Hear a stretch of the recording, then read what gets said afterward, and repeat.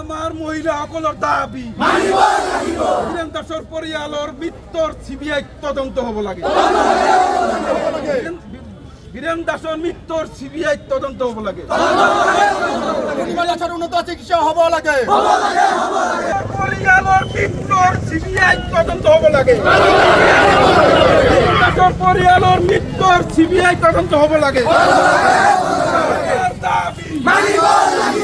আমাৰ দাবী এতিয়া ৰাইজৰ দাবী এতিয়া ৰাইজৰ দাবী বীৰেন দাসৰ পৰিয়ালৰ মৃত্যুৰ CBI তদন্ত হ'ব লাগে।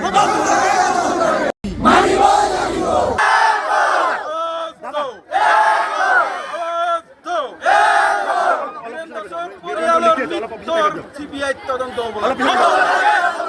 বীৰেন দাসৰ পৰিয়ালৰ মৃত্যুৰ CBI তদন্ত হ'ব লাগে। আমাৰ দাবী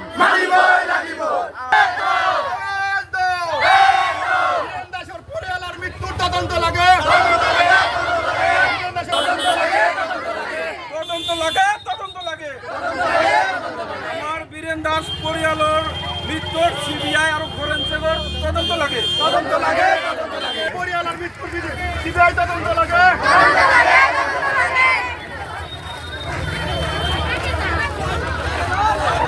মানে ভালেখিনিয়ে ঘনীভূত হৈছে ৰহস্য। গতিকে আজি সমূহ মন্দিয়াবাসী বা কলেজৰ ল'ৰা ছোৱালী লৈ পেলাই আজি চক্ৰবিষয়া মহোদয়ক এটা মেমৰেণ্ডাম দিয়া হৈছে। আৰু এই হিচাপতে মই মাননীয় অসমৰ মুখ্যমন্ত্ৰী ডাঙৰীয়াক এটা আহ্বান জনাওঁ, কাৰণ ঘটনাটো বিৰাট কৰুণ কাহিনী। এটা ফেমিলিৰ 4গৰাকী সদস্যৰ 3গৰাকী অলৰেডি ঢুকাইছে, এগৰাকী ICUত বৰ্তমানো ভৰ্তি। গতিকে মই মোৰ ফালৰ পৰা মাননীয় মুখ্যমন্ত্ৰী ডাঙৰীয়াক এটা ন্যায়িক তদন্ত এটা হোৱাৰ কাৰণে মই কামনা কৰিছোঁ।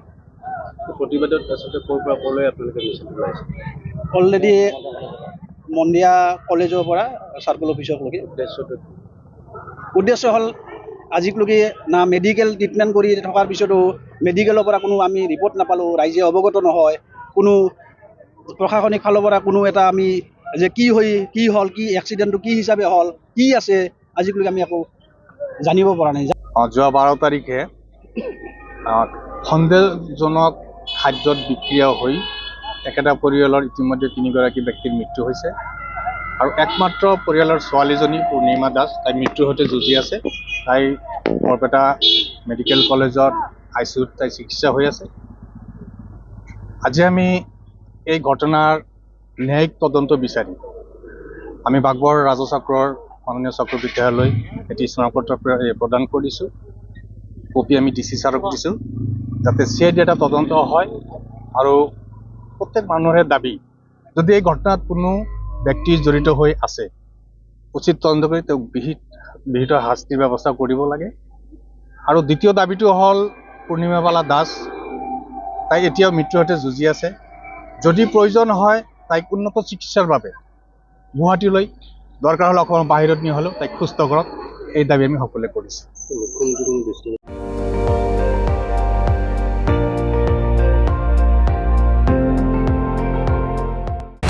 আপুনি চাই আছে ND24, সৰ্বশ্ৰেষ্ঠ নহয় সৰ্বোত্তমৰ দৌৰ।